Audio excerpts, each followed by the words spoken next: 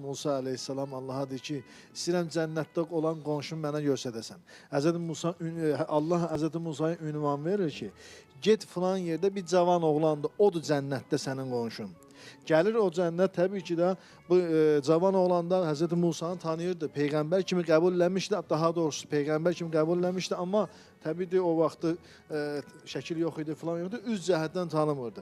Həzrəti Musa gəldi, yandı bunun yanında, bu adam qəssab işləyirdi.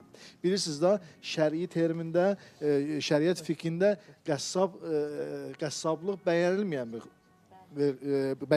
bir sənətdir. Niyə? Çünki insan qəddarlığa alışır. O malın, qoyunun başını kəsə-kəsə qan gözündə bu qəddarlıq da məlum olur. Ona görə bəyənilməyən bir hərəkətdir. Amma təsəvvür edin,